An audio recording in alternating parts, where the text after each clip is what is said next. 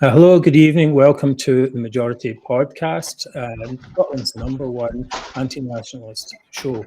I'm Mark Devlin. I'm the host of the show, and I'm here tonight with my co-hosts David Griffiths and Niall Fraser. We're going out live on Twitter, Facebook, and YouTube. And what have we got for us tonight, David? Well, on the eve of the 2022 census, I will be asking, is Scotland a land of labels? Oh, I just realised I'm next. I'll be talking about Kate Forbes' Economic Road to Nowhere. And now, what will you be talking about? I'll be talking about the Ukraine-Scotland comparisons. I mean, how low will the SNP sink? Well, there's no depth to which they won't sink. And of course, we'll have Zoomer of the Week all coming up in shortly.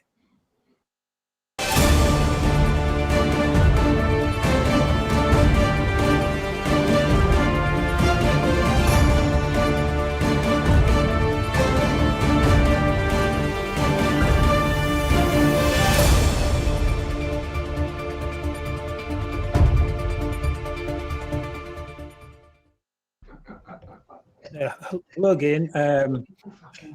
As usual, we usually start these podcasts with a shout out to our donors. We ran a crowdfund for the podcast, and many of you donated equipment and to help us with running costs. So a big thank you. If you would like to help us keep running the podcast, please donate at themajority.scot/donate. That's our website. You just go there and you can click the donate button.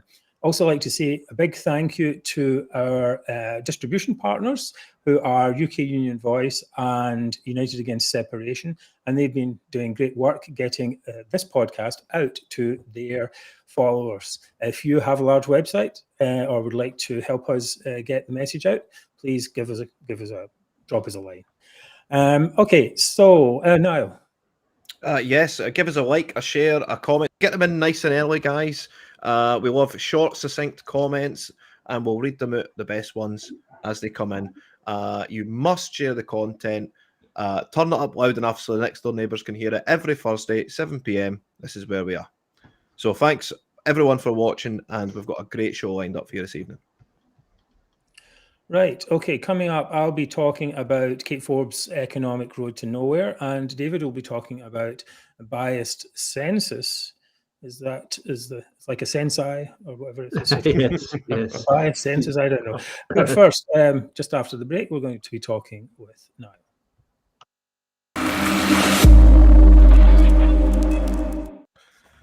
Right. So I'll be discussing the bizarre and frankly very distasteful comparisons between Scotland and the conflict in the Ukraine being made by prominent SNP members. So if Mark, could you be so kind as to bring up the article about Michelle Thompson? Okay, here we start with this one here. So where do we start with this? Honestly, where do we start? Is there no depth to the grievance, manufactured grievance that the SNP will just generate, even in the midst of a conflict where people are losing lives, hundreds, if not thousands of people are losing their lives here. And, you know, Michelle Thompson, she thinks it's just the same as Scotland's struggle. What did she say there? Says here, delighted for Ukraine. It just goes to show what political will can achieve. Remember this, Scotland. Yeah, so that was in relation to Ukrainian Zelensky signing a document to join the EU. That's what she was referring to. So she wants, obviously, Scotland to be a part of the EU. And so should we get Russia to invade? Should we get Russia to invade Scotland so that we can make an emergency declaration to join the EU? Fantastic. That would be great. It solves a lot of the SNP's problems, doesn't it? Well, maybe help us not have to meet the entry criteria if we got invaded. Russian tanks rolling down Union Street. Can you imagine? Yep. And not to be outdone, Mike Russell, the president of the SNP. Yes, the SNP president Mark, if you'd be so kind to bring up that Oh, article. no, it's right there. Oh, here he is. Unbelievable. So crass is an understatement. So what did he say? What did he say? He said he used a blog on the party's website to argue that the past need not dictate the future, whether that be rule from Moscow or the result of an 8-year-old referendum. Good God. It's unbelievable. And, you know, Willie Rennie put it the best, Scottish Liberal Democrat. He says there's enough hot air coming off Mike Russell to end the dependence on Russian oil and gas. Well, pretty genius. It's utterly crass to draw any parallels between what is going on in the Ukraine to Scotland situation. And I totally agree with Willie Rennie on this. When people in the Ukraine are fighting and dying to avoid falling under the yoke of the Kremlin. He also goes on to say, I'm astounded that the president of the SNP, long-standing politician, would seem to draw any parallels to the democratic decision of the people of Scotland.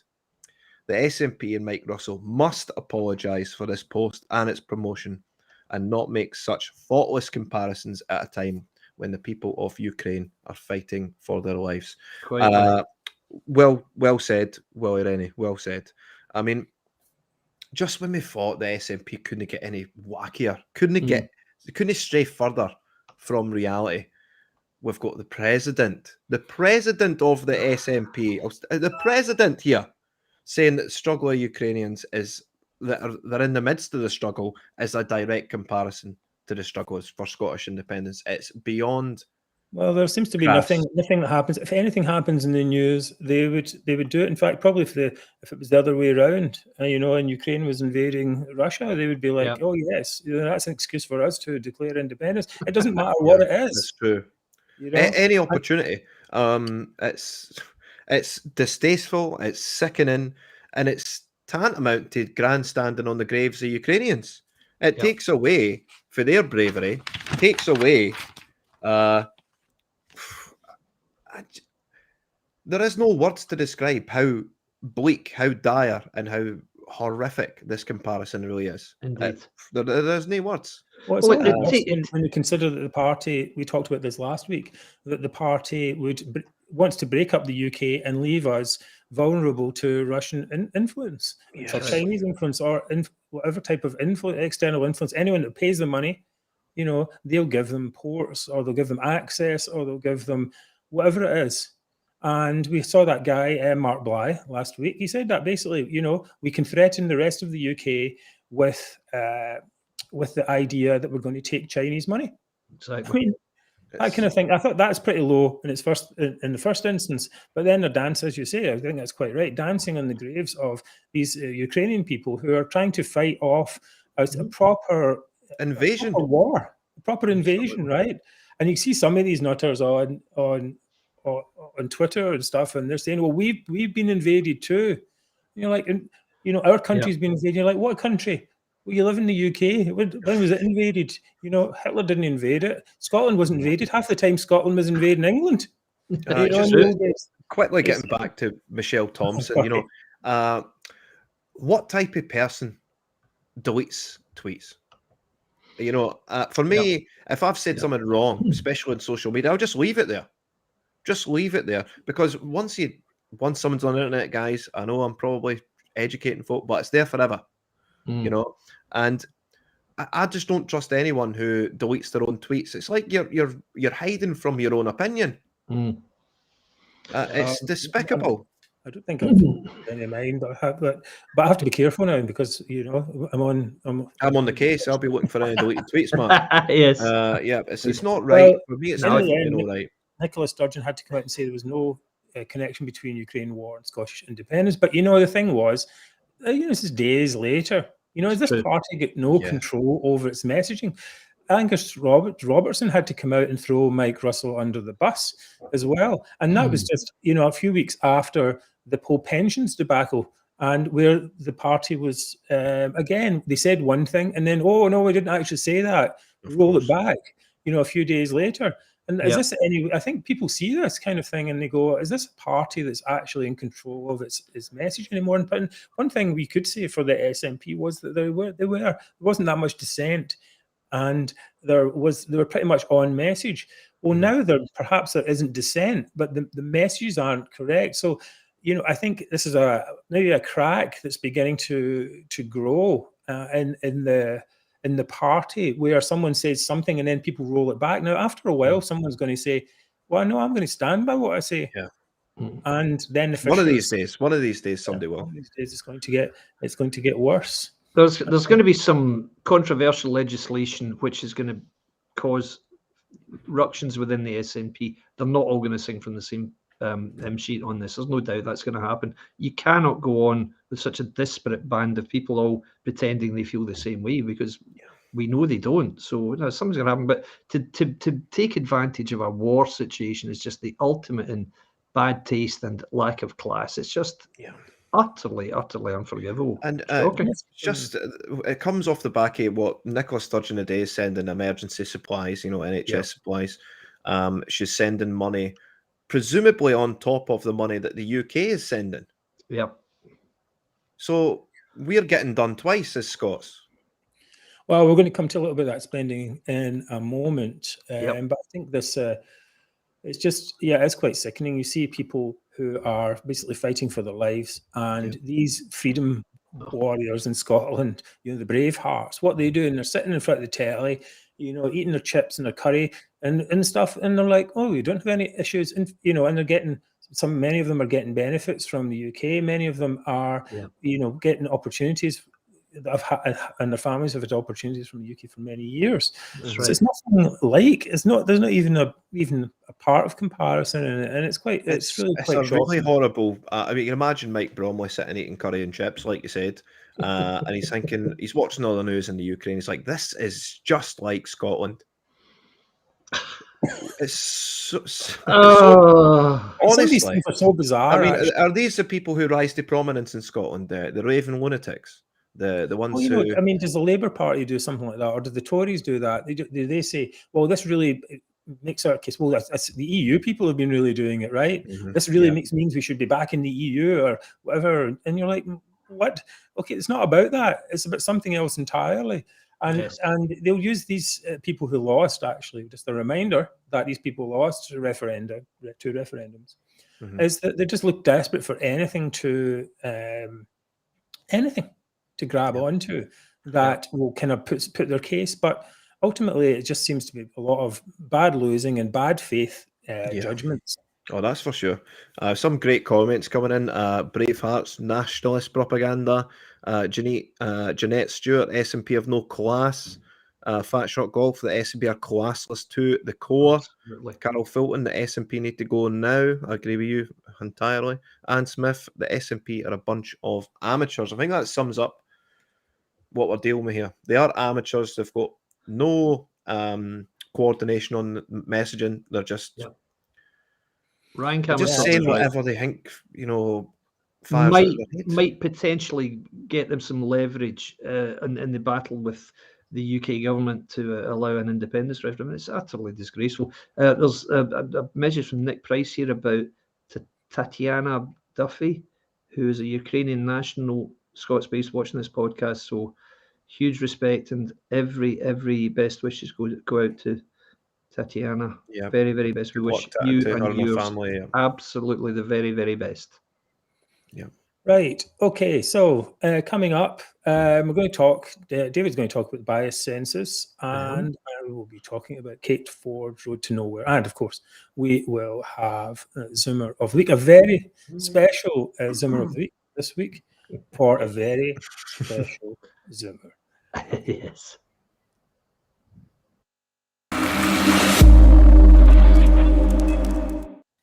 Good man. Right, just a few days ago, Kate Forbes announced a new 10-year economic plan, or economic strategy, actually says.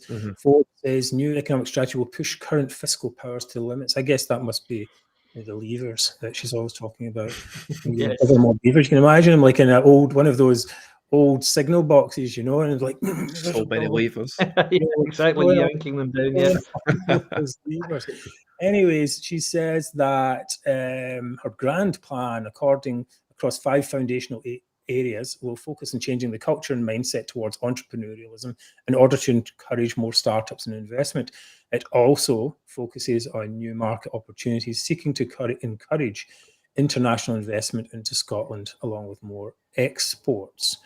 Well, the first thing I want to say about this, of course, is that this 2 billion that she's talking about, of course, isn't really her money. This is UK money. And I was thinking about this earlier, and I was thinking that, really, whenever they mention this government spending, well, Scottish government spending, they should have to put in some kind of disclaimer, a bit like one of those financial services ads you sometimes see on the telly. At the end it says, well, funding actually supplied by UK government. This ad was brought to you today by the UK government. Exactly. We'll put that emblazon it on a blue plaque at the door of Holyrood, Mark. That's what we'll do. I mean, she has to maybe, or wear a hat or something. This spending is funded by UK taxpayers. It's not actually my money. Yep. It's just ongoing, this type of this idea that they get, the SNP gets money from the UK government, lavishes it on their constituents, their friends, and the projects that they like, the people that they like, to gain support, and saying that the money's from them. Yeah. But it's not from them at all. And we've had this COVID money, which we don't know where half of it's gone. And we've had all these other initiatives, and people are saying, "Oh, but we get free prescriptions." Well, nothing's free. For God's sake. I often say you should write a letter to the person who's actually paying for it and saying thank you. Yeah. A thank you letter. It's like that. But there's more to this story. There is a lot more to this story. The actual. First of all, so Tom Hunter, he was like, he wasn't having it. He's like, new economic strategy is undeliverable wish list. Without a magic wand to make it happen. Yeah. Yes. Yep. That's a magic wand. wand. J.K. Rowling back. She's got plenty of magic wands. Exactly. Yeah. True. Who's that? Sorry. J.K. Rowling. Can't talk about J.K. Rowling anymore. Oh no. Super cancelled. We'll get Harry Potter in the case. He's got the wands, and if you put enough wands together, you'll make a lever, and then you can move the world. How many wands does it take to make a lever? Yeah, brilliant. Yeah. So he didn't like it very much, and I think most business people don't like it at all, really, because it's basically we know that people don't want to. She inadvertently admitted in this that Scots are actually, the reason she's spending this money is because Scots are poorer after 15 years of SNP rule. So it makes you wonder, if they're 10% poorer after 15 years, how many percent poorer are we going to be after 30 years? Yeah, give them a few more years to make us more poor. That's brilliant. I mean, what she's constructing is, I mean, we're not in Kansas anymore. She's constructing a yellow brick road to nowhere. It's unbelievable. Is Harry Potter on that yellow brick road? That's what I'd like to know. He's the guy behind the curtain at the end. The guy, or is that Sturgeon? Who knows? The guy behind the curtain is definitely Kate Forbes, because he's pulling all the levers, right? As long as the person behind the curtain, as long as the person behind the curtain isn't Jill Sturgeon, oh my God, can you imagine? Oh no, shocking. But the thing is, ultimately, this is somewhat of a pointless exercise to try and bring in corporations and companies into Scotland, because we've said this, and we had talked about this in one of the previous podcasts, that who wants to invest in Scotland? First of all, we have this, despite Kate Forbes' protestations, we have an anti-business government, and everyone knows it's anti-business. 100%. If you want to do something that's business, you're going to have to go through a lot of hoops and whatever it is, obstacle course of regulations. And if you have made any political statement that said you were involved with the Tories or Labour or a non-nationalist party, then you are not going to get the grants and loans. However, if you are some kind of oligarch or international businessman or scammer, like the guy who got all the money, 500 million grants for the steelworks. Gupta, I think his name is. Yeah, Gupta, yeah, they'll be right up at you. Yep. And try to get your cash. But for ordinary businesses, medium-sized and large businesses, that's not going to happen. And then who on earth is going to invest when there's a threat of separation and a hard border? This is just not a good thing. So we go to Elon Musk, say, hey, Elon, can you get your car factory over here? We really want one. He goes, where do we put it? You go, oh, we'll put it outside Glasgow. Lots of people here want jobs. Yeah, really great. And okay, so we're going to import our cars to the rest of Europe then. Okay, well, first of all, I just have to tell you that we're going to put a hard border right across. The biggest market, 50 million people, it's going to be closed off. Every car that goes across here, we're going to have to fill in new forms. Yep. In fact, it's a different currency. Yep. What currency will it be? Elon Musk, and we'll say, don't know, mate. Haven't got a clue. Sorry. What does the national government of Scotland want the currency to be? They don't know. There's a great comment in here, Sarah Jane Davidson. It's not just financially poorer. So over the 15 years of the SNP, they've made us morally derelict and morally bankrupt as well. Yeah. Just these comparisons where you can just personify it. People have lost their minds.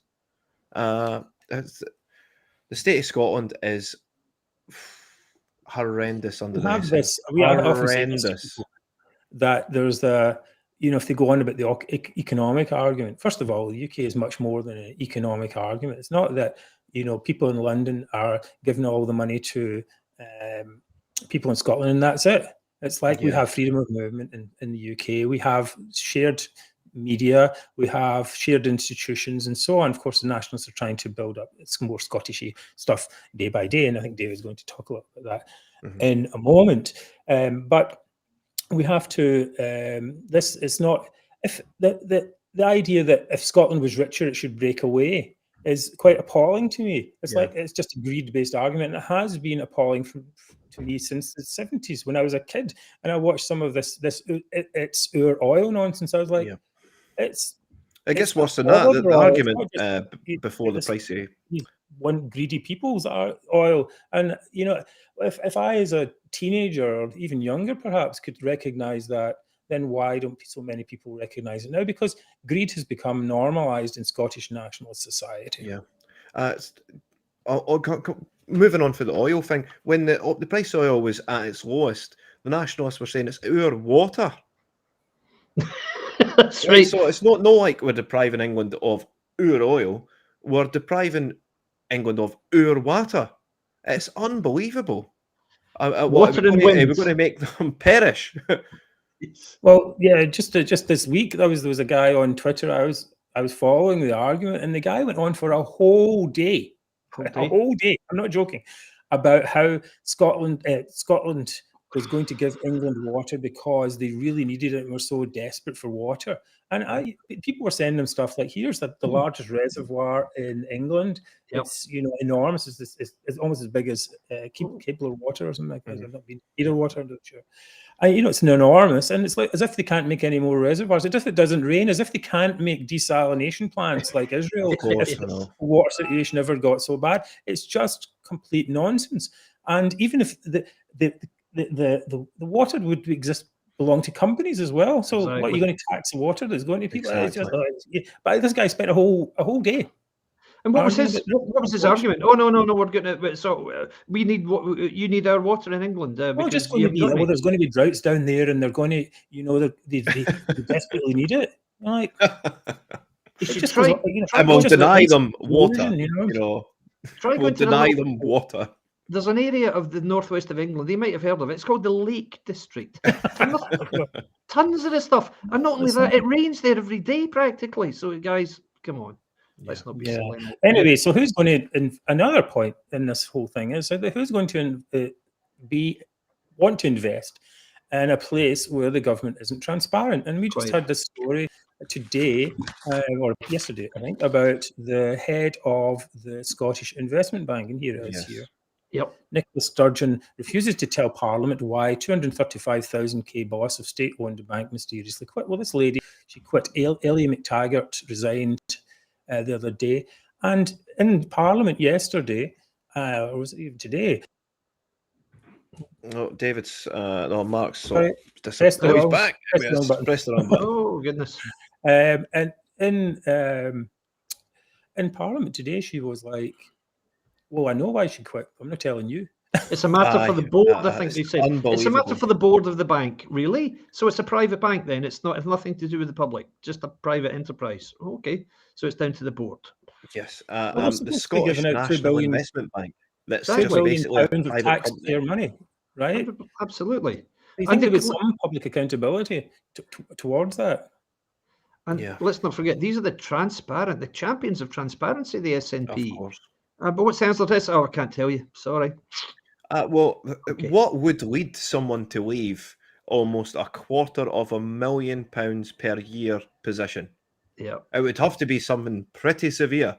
I mean, I would be nailed to my desk at 235 grand a year.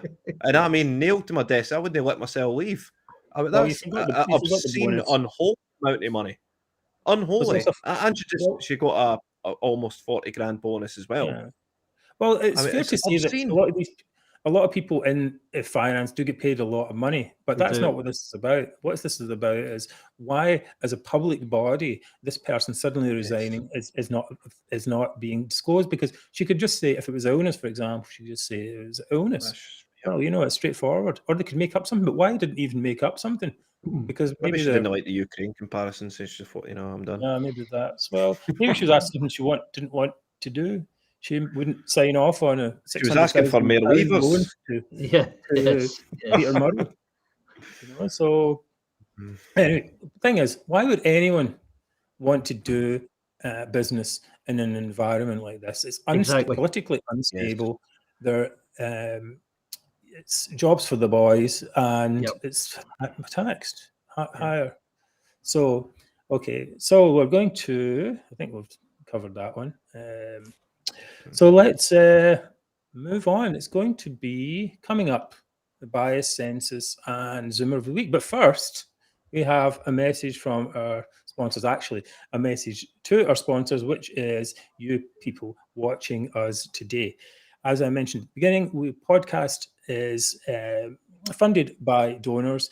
We are growing fast and we'd like to grow a little bit faster.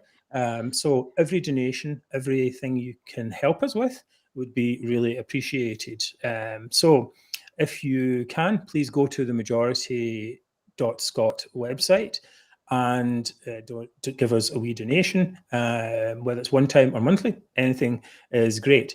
And also we'll try and put the links at the bottom of wherever the podcast is going out, on YouTube, Twitter, and on Facebook. Coming up next, David is going to talk about the census.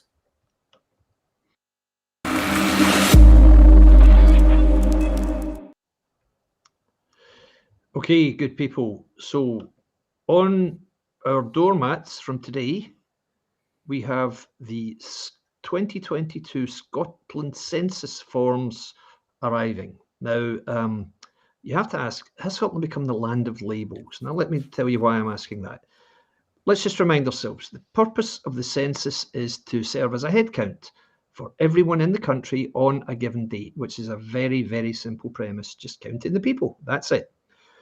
But this year's Scottish census, and there is a Scottish census, I'm not sure why, but there is a Scottish census, and it contains some rather unusual features. So, for the first time this year, Scots who fill in the census will be able to self-identify their gender, and they can state their gender even if they do not have any gender recognition certification, which means tonight, if I'm filling in the census and I feel like a woman, I feel like a woman tonight, right? I'm a woman, so that's what I can do. Great. So that's going to make the gathering of data rather interesting for the determination of which sex people are. But in addition, the Scottish census, let's not forget, contains several interesting questions, e.g., do you identify as Scottish or British? How about both? Also, it asks which religion or religious denomination or body do you belong to? I'm not quite sure what that relevance that has to the head count, but as the pressure group for Women Scotland has suggested, the correct answer, which it's recommended its followers put to this question, would be, I am a believer in biology. And what a fantastic, what a fantastic idea that is. Well done, guys. So, well, yeah. I mean, the first question here is why, David, is there? Why is it even different between Scotland and England? Why is it in different dates? Absolutely right. I mean, a head count is a head count. What is the difference? Why do you have to have the devolved administrations doing their own census? What benefit does that add to the process? I really don't see it. But on a more serious note, it emerged this week, quite horrifyingly, really, that census enumerators, those are the people who go out and fill out or carry out hand out the forms, I should say, or rather put together the data. Their training for this, to land this role, their training has included questions based on a series of supposed facts, in inverted commas, about Scottish independence. So, just I'm going to bring this up, and so people can have a look at it. Yeah, that would be great. This was found actually by a friend of the podcast, Andy Morrison. Is Scotland census would use the propaganda test, and in here we have Scotland in numbers. I don't know if I can get this a bit bigger. I can see that. Yeah.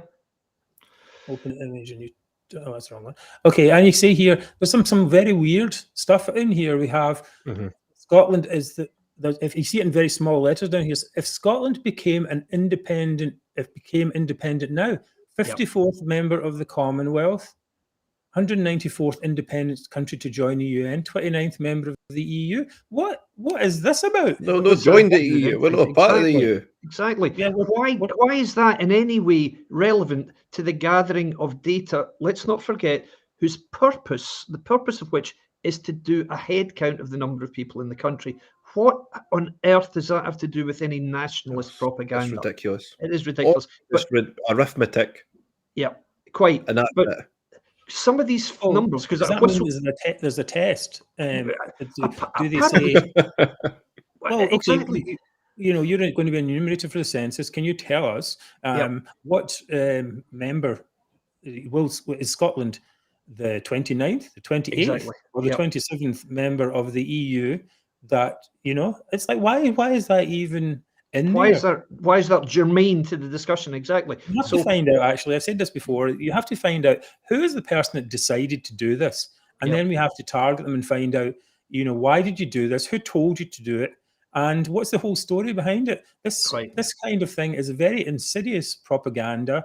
It's not. It shows what they would do if they had even more power, because they would put this in everything. It'd be like going into McDonald's. Do you want a burger? Well, tell us, show your nationalist credentials. Let's go to Saltire and tell us, you want to join the EU. It's like that's not really what should be about. Absolutely right. And what's quite horrifying is that some of these numbers, it appears, have been lifted straight from what we all knew to be the totally fictitious and now completely disgraced 2014 independence white paper. We know that it's full of absolute lies. We know that. But nonetheless, there have been lifts taken straight from it and put into this training, let's not forget, of people who are going to be enumerators for the census. Why are applicants for these jobs being forced to memorize blatant pro-independence propaganda just to get the job? If they don't, it should actually be, Scotland in numbers, 1,000 or 3,000 drug deaths. Yeah, quite. Income's down by 10% over 15 years of SNP rule. It's like, well, you could imagine we were doing that on the other side. There would be even screams, preaching. You'd hear all the way from Butte House. It's just, it's absolutely crazy. There's an awful lot of other data I could think would be handy, like how many COVID deaths were there in Scottish care homes during the pandemic. That would be a little bit more relevant than some discussion about independent countries within the EU. So very, very concerning and really sinister development here. So let's hope there are more whistleblowers who come up with more revelations of this nature. But that's what crossed my some great comments filtering in, guys. Anne Smith is forget the first bit. It's all about divide and conquer. Yeah. It's all about putting us. It's the labels, David, just like you mentioned at the start. Label everyone so we can nicely pack us all into wee boxes to be fed our own unique information. It's the digital age, the digital cage. Welcome. And it's all coming through the Scottish census. Love it. Absolutely love it. It's bonkers. Unbelievable. Really. Well, the question here, Niall, is: are you Scottish or are you other British? Quite. Ooh. What's the other bit? What does the other mean? Exactly. You know, that's the thing. Is why? It should just be like, are you British? That's it.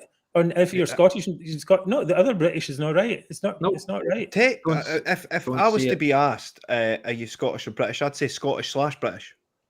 Both, Right. exactly. Both. And I think most people simultaneously. have a bit of British identity. A bit of British identity. Scottish nationalists would like us to think. They'll certainly think that they're 100% Scottish and not a bit British. And I think there are a few people who think themselves 100% British, but nobody really does that. I think most people think it's most Scots, I think, they think they're mainly Scottish and a bit British. And I think that's part of it. It's that combination that makes things more interesting. The Welsh are Welsh British, English are English British, Scottish are Scottish British. Yeah. And or we could just call everyone British, Irish, which is maybe a lot easier. And it's not it's to label us like this, and like you said, David, it's not just along the realms of British, Scottish, Irish, whatever it is. It's religion, absolutely, it's sexual orientation. It's all these different facets in order to get us into smaller boxes. Yep, that's certainly the labels are insidious. I mean, can you not just write human being on it? Absolutely. See where you were born. That's it. When you have to put a name on it. No, human being probably not. Human being, alien, whatever. Well, this is the thing. It devalues the data. Big time. I'm that person. I've used the census, the old censuses, for looking at my family tree and stuff like that. And you don't want to go back in time. You know, people 100 years from now go back in time and say, "Oh, he wrote in the census that he was a woman, or was he a man or a woman, or what was it?" And indeed, you're like, "Okay, we don't know what's going on here at all." The whole point of it is it needs to have some amount of accurate, so that people in 100 years, or even less than 100 years, can actually use it. Well, maybe they'll use it as comedy when they find out that 70% of the women identify, or 70% women, 30% male, because everyone's trolling the Scottish government. Absolutely. There was a question. There was a question. Is it legal? Is it against the law to not fill it in? I believe it is. I think it's certainly illegal to give false information. I'm not sure if it's illegal not to fill it in. I'll check. So this is a question that we'll need to get the answer to. So I'll have the answer to this next week, and I'll do some digging for you guys. But I'll have the answer next week. That would be good. To me, at the moment, I'm not filling it in. Fair enough. Well, I've been asked. It's like you want to do these things, but you don't want to. I mean, it'd be the same thing. Imagine if it was covered in salt tires and full of stuff like that. Yeah, exactly. I want to fill this in, but you're making me feel bad. It's like, it's not about this thing. You're trying to make it about something it isn't about. That's exactly what I'm doing. Let it just be the thing it is. Oh, if I'm required to fill it in by law, I'll 100% be trolling on the paper. 100%. Brian Bennett has confirmed it is illegal not to fill it in. Somebody's asked, who was it? James Slater, have I completed mine yet? No, I haven't yet. I will do, and I will be completing it without any question of my religion, or I will stonewall any questions I feel are not immediately relevant to the task at hand. So sorry, guys. Rita's asking me to fill it in for a laugh, I suppose. Yes. Aye. Oh, you shouldn't be filling it in for the lols, I mean, it's not. That's not really exactly. It really isn't. Exactly. Right. Okay. I'm moving on up. It's the highlight of the week. The moment you have all been waiting for. We have a very special edition of Zimmer of the Week.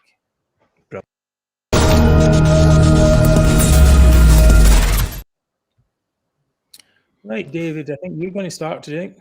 I'll kick us off tonight. Now, my nomination is Times and Herald freelance journalist David Leask. David Leask is someone, he actually calls himself a self-employed online extremism and disinformation reporter. That's what he calls himself. So, my God, that's a catchy title.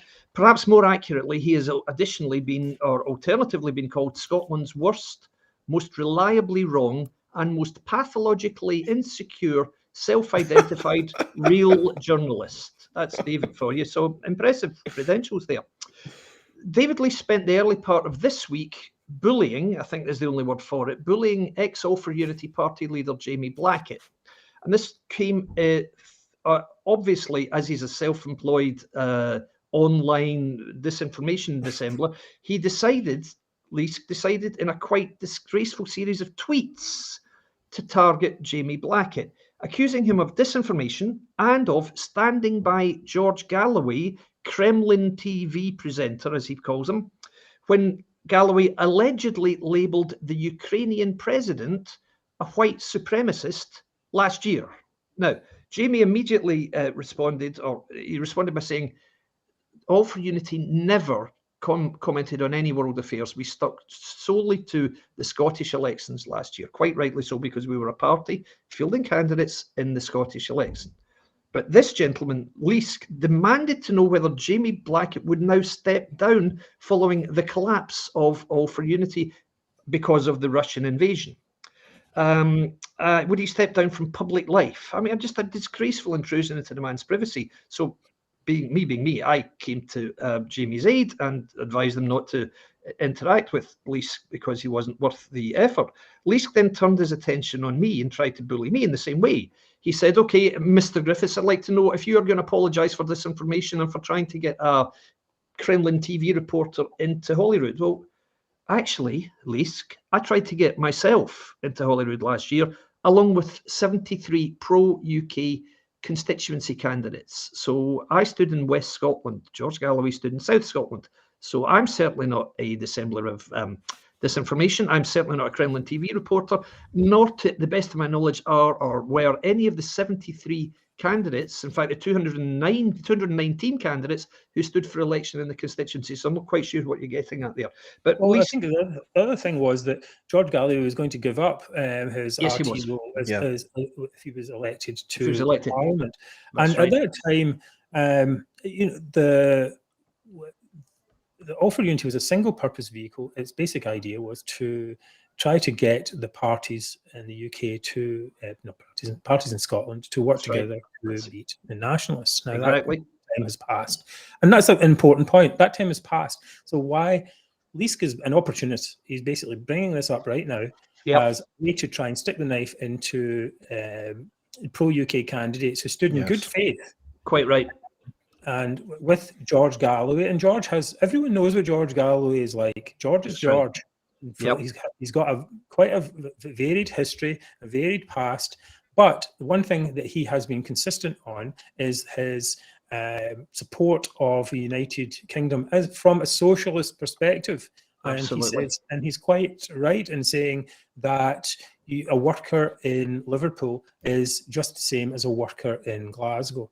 Now, he also runs the Workers' Party and all kinds of things. And he also actually stands as a Labour candidate as well. So there's a lot going on in George's life. Absolutely right. Absolutely. And Jamie made the point. Not only did we never comment on world affairs, all of the All for Unity candidates made it clear that there were many, many views held by George Galloway with which we disagreed vehemently. Yes. But these were all world views, or views in, for example, relation to Northern Ireland, or the possible unification of Ireland. Now, we disagree fundamentally with George on all his views. However, on his stance on Scotland within the Union, we agreed with him 100%. So for somebody to come on a year later and say, oh, he said this about the Ukrainian president a year ago, and now Ukraine's been invaded by Russia, therefore it's all your fault. No, I'm sorry. It sounds like he's a wee grass, Exactly. So Leask actually, indeed. So Leask, in his attempts to bully me, said he wrote to some people with whom I worked, saying that he was going to write an article on the disinformation risk in Scottish politics, demanding to know whether the group with which I'm involved would now be seeking counter disinformation training. So, I mean, just the height of pomposity and utter nonsense. So, and I assume we're going to get our training from David himself, surely. Exactly. Leask Incorporated, information specialist there. So he threatened, as I say, to write this article about me, which was due to appear in the Times yesterday. Needless to say, no articles appeared, presumably because he had told him what to bother. He's got a bee in his bonnet about this thing. Yeah, exactly. Okay. So that's my nomination is David Leask. So I'd be. I wonder what my nomination is going to be. Let's find out. Let's find out.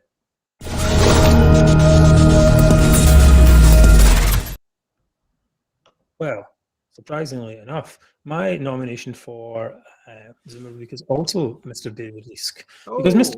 Leask has been after the majority for some time, and he described us variously as a unionist with wings over Scotland for fat football thugs, and it's stuff like that. And from the very beginning, he's been misrepresenting us. The point I think you touched on is that he styles himself as a disinformation expert. Yep. So I was just looking at some of his past articles, and I don't know if you remember, but last week we were talking about Andy McKeever, and he presented himself as a Tory, conservative, a token Tory who would go on to debate nights and on to write newspaper articles, because he styles himself as an ex-Tory advisor. But in fact, Mr. McKeever isn't a Tory at all. Now, I looked up some of Leask's articles, and what would you know? Leask uses McKeever as a source, as a Tory source in his articles. So this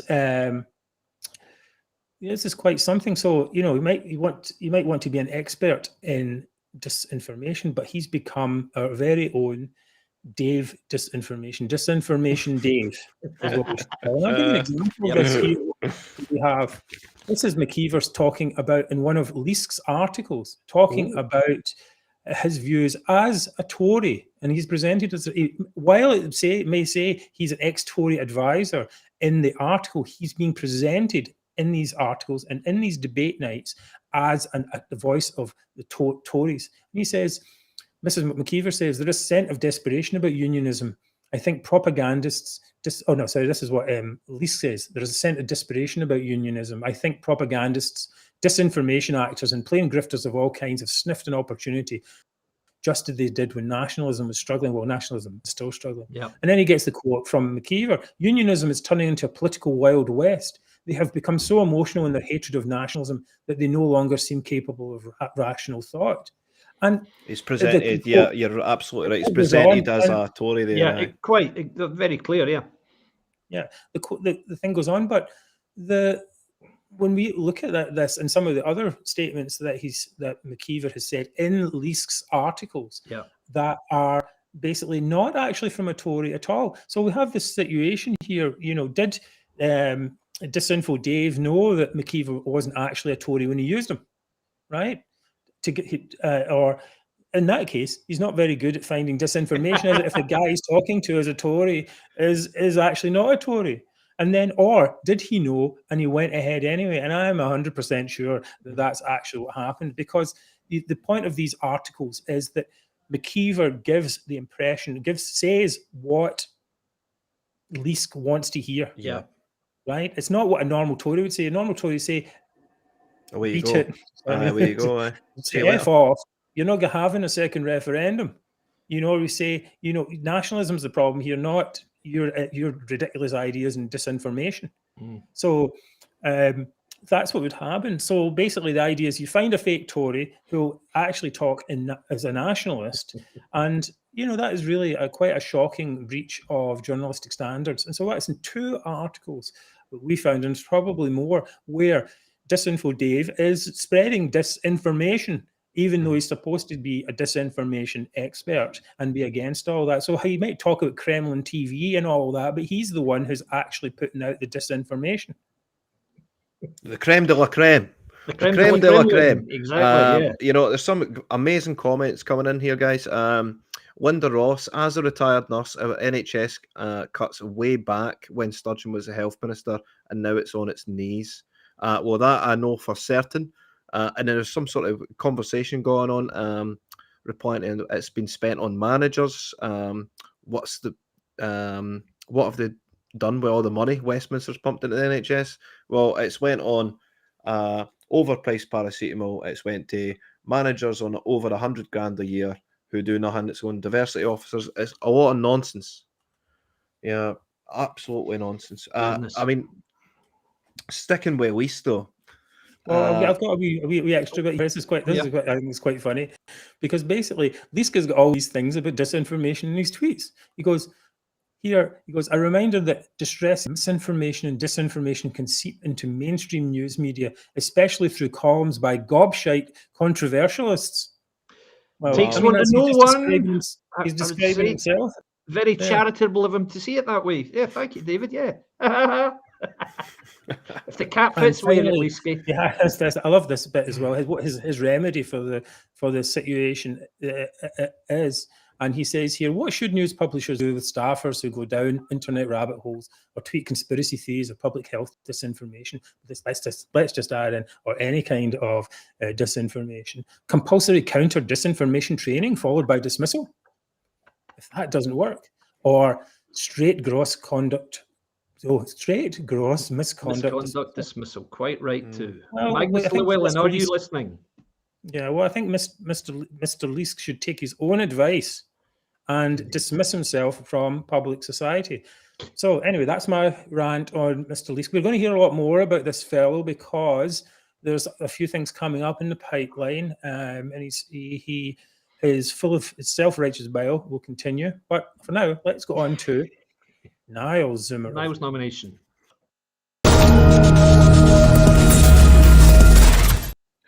Right. So this week was a toss-up between Hamza Yusuf telling people to go and Google when you're having a stroke. Just Google it. Didn't bother phoning. Just jump on Google what to do in the event of a stroke, and you'll be fine. What a lunatic he's been. But I've settled, like the same with you, gentlemen. David Leask. What a guy. He's I've got to be in my bonnet about this guy as well. So I ran for All for Unity for various reasons. And what he's saying, he made some really derogatory tweets where he's saying, the people in All for Unity are inarticulate, unsophisticated, basically calling us morons. Yep. When, what he's doing, is he the intelligence police?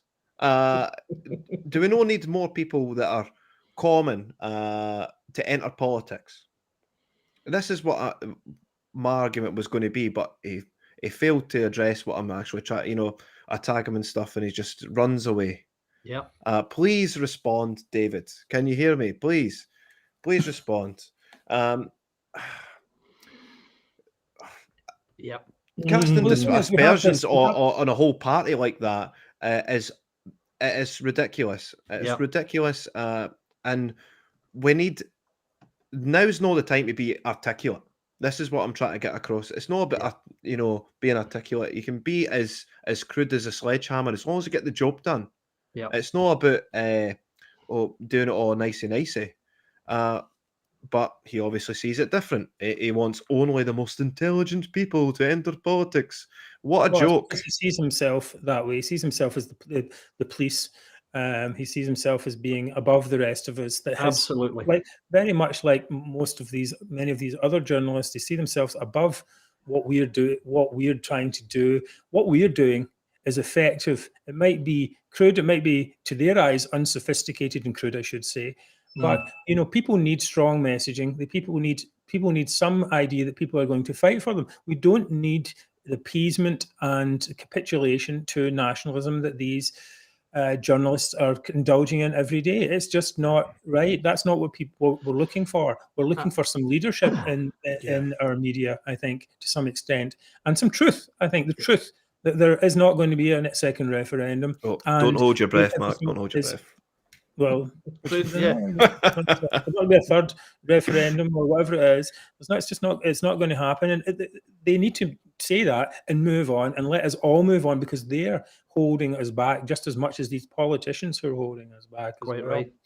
So I think that ultimately, I think these newspapers should take steps to remove disinformation actors like what's his name? Andy McKeever and Leask from their newspapers. We're going to stop giving these disinformation actors a platform. Quite Your right. readers deserve better than this kind of nonsense, and you need to clean up your act. Just as a final wee thing on Leask as well, just a wee final farewell thought. You know, it says he doesn't contribute to the National, but Right. on their website it says that he's a contributor. So I mean, Yeah, the guy's a disinformation specialist, though. Is, I mean, his credentials are Look. unbelievable. You know, it's Yeah. there he is. Looks a lot Contributor. like David Leask there in the really? list of national. Okay, so out of those three, who do you think is going to be? It's a tough choice tonight, guys. But I think David Leask just edges it tonight. Right. And let's be clear, we're not doing this because we're annoyed at you. We just think you're a bit of an idiot, David. You know, it's not really. You don't think this is being extra attention, and oh my God, they're really spending time Exactly. on it. Maybe we should get him on to defend us himself. Oh, yeah. I'll tell you That would be what, hilarious. rather than that, let's just use one of his stock phrases. You will understand that we are now muting you, David Leask. I guess that's right. Well, the shun. I think the shun is Shun, definitely yep. a good thing. Right. Okay. So that went. I think that went quite well. We're getting close to our run-up time, so we'll try and get through the final part at the end. A big thank you to our. For you watching, first of all, I'll come back to you for watching in a second. But first, behind the scenes, we have Mary, and she's going to give us a little wave. Oops, how did that happen? Hi, Mary. She's been dealing with all the chats and captions and everything behind the scenes, so thank you very much. How do you think the show went tonight? I think the show's been great. I think we've had some great comments, and thank you everyone who's been sending those in. Really appreciate them. Thank you. All right, thank you.